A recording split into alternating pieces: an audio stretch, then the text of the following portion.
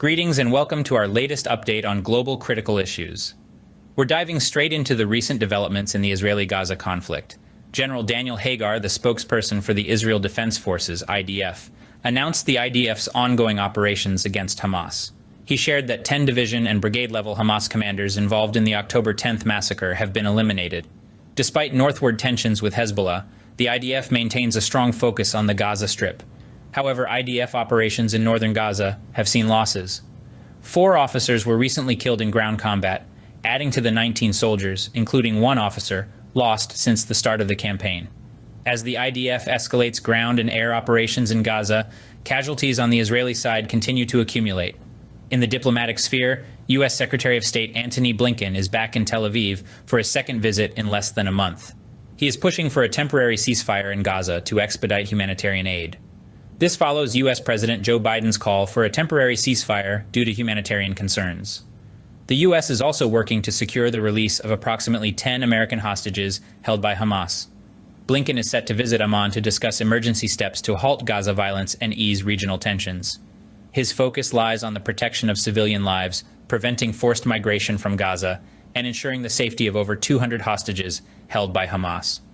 Before heading to the Middle East, Blinken expressed confidence in U.S. foreign policy's ability to make progress.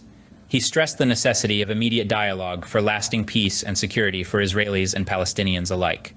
This visit to the Middle East has garnered increased attention as leaders in Arab countries express deep concerns about the risk of conflict in Gaza spreading to other regions in the Middle East. Arab nations continue to condemn all acts of violence against civilians and any violations of international law by all parties, including targeting infrastructure and civilian facilities. The UAE noted that the attacks would lead to irreparable divisions in the region. Meanwhile, the Moroccan Ministry of Foreign Affairs stated that Israel's actions are inconsistent with international humanitarian law and common human values. Tedros Adhanom Ghebreyesus, the Director General of the World Health Organization, WHO, expressed shock over reports of Israel's attack on an ambulance outside Anfa Hospital, the largest medical facility in Gaza.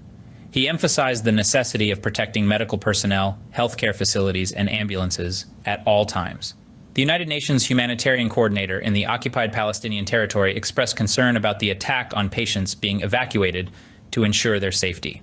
On November 3rd, the IDF acknowledged its attack on an ambulance outside Anfa Hospital.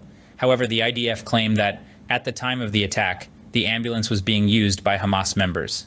Nevertheless, Palestinian health officials in Gaza reported that the ambulance was carrying wounded people when it was struck by Israeli fire, resulting in numerous casualties.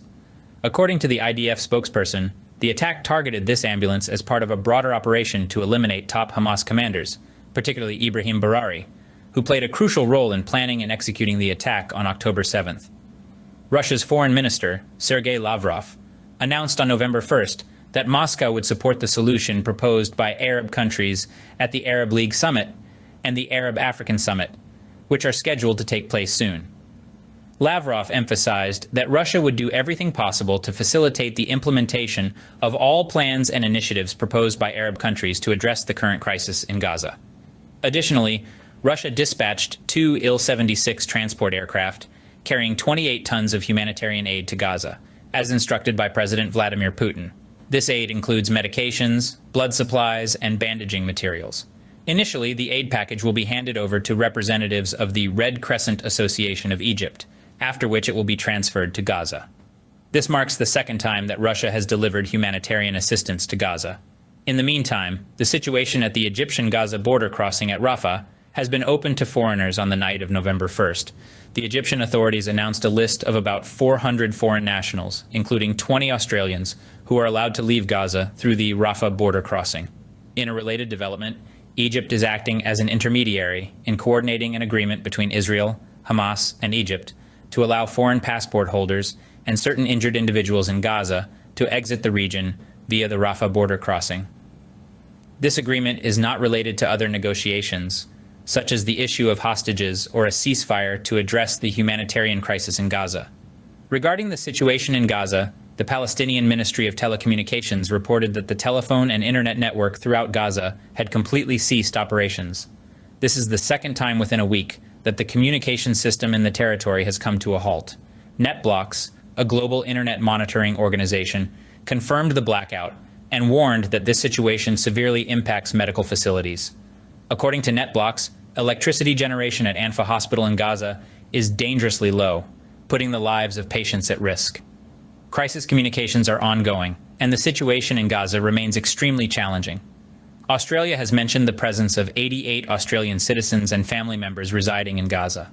After the initial group of 23 individuals was allowed to pass through the Rafah border crossing into Egypt, many are still waiting. Australian Foreign Minister Marise Payne expressed that Australia continues to work with other countries to enable more Australian citizens to pass through the Rafah border crossing. The opening of the Rafah border crossing marks the first time that foreign nationals and a number of seriously injured Palestinians have been permitted to leave Gaza since the outbreak of the conflict between Hamas and Israel on October 10th. Prior to this, the Palestinian Authority had to compile a list of individuals who wished to cross the border and send it to Israel and Egypt for approval to ensure that those passing through the Rafah border crossing had no connection to Hamas.